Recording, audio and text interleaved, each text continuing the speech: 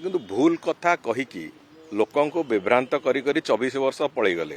ଆହୁରି ତଥାପି ନିଶା ଛାଡ଼ିନି ଶାସନରେ ରହିବାର। ତେଣୁକରି ସେ ଶାସନ ନ ରହିପାରିବାର ଯେଉଁ ନିଶାରେ ବାଉଳି ଚାଉଳି ଯେଉଁ ହୁଅନ୍ତି ଲୋକ ମଦ ନିଶାରେ, ସେଭଳି ଭାବରେ ଆଜି ବାଉଳି ଚାଉଳି ହେବାର ପ୍ରକ୍ରିୟା ଆରମ୍ଭ କରିଛନ୍ତି। ବିକାଶ କେଉଁଠି ହେଉଛି କେଉଁଠି ନ ହେଉଛି ସେଟା ଲୋକଙ୍କ ପାଖରେ ଯେତେବେଳେ ପହଞ୍ଚୁଛି ସେ କଥା ଲୋକ ଜାଣୁଛନ୍ତି।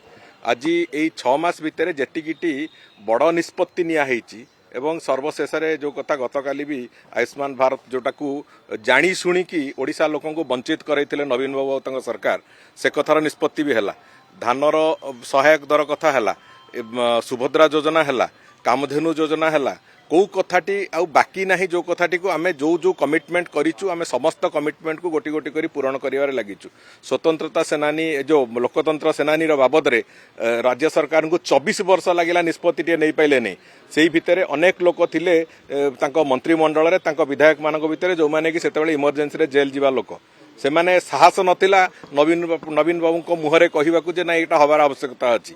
ସେ କଥା ବାବଦରେ ବି ମୋହନ ମାଝୀଙ୍କ ସରକାର ସେ ବାବଦରେ ନିଷ୍ପତ୍ତି ନେଲେ। ମୋ କହିବା କଥା ଇଏ ସବୁ ଦୃଷ୍ଟିକୋଣରୁ ଯଦି ଦେଖିବା ସରକାର ଯେଉଁ ପ୍ରଗତି କରୁଛନ୍ତି ଭଲରେ ପ୍ରଗତି କରୁଛନ୍ତି ଏବଂ ଯେଉଁ ବଜେଟ୍ର ବାବଦରେ ଯେଉଁ କଥା କହୁଛନ୍ତି ସମସ୍ତ ଇଞ୍ଜିନିୟରିଂ ଡିପାର୍ଟମେଣ୍ଟ ତାର ଯେଉଁ ବଜେଟ୍କୁ ୟୁଟିଲାଇଜେସନର ଯେଉଁ ଗତି ଅଛି ସେ ଗତି ଯଥେଷ୍ଟ ଭଲ ଅଛି। ସବୁଠୁ ମୋର ବିଭାଗ ତ ଆମେ ପାଖାପାଖି 78% ବଜେଟ୍ ଏକ୍ସପେଣ୍ଡିଚର ଗତ ମାସ ସୁଦ୍ଧା କରିସାରିଛୁ। ତେଣୁକରି ମୋ କହିବା କଥା ହେଲା ଯେ କୌଣସି ଜାଗାରେ ଏସବୁ କଥା ଯେଉଁ ଫାଲତୁ କଥା କହିକି ଅବାନ୍ତର କଥା କହିକି ଅଯଥା କଥା କହିକି ବିଭ୍ରାନ୍ତିକର କଥା କହିକି ଲୋକଙ୍କୁ ବିଭ୍ରାନ୍ତ କରିବାର ସମୟ ପଳେଇଛି।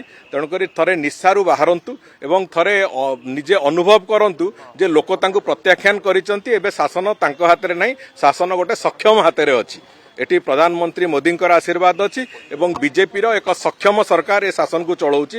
ଏକଥା ଅନ୍ତତଃ ମୁଁ ଭାବୁଛି ବିଜୁ ଜନତା ଦଳର ନେତାମାନେ ଥରେ ବୁଝିଯିବା ବି ଦରକାର ଅଛି।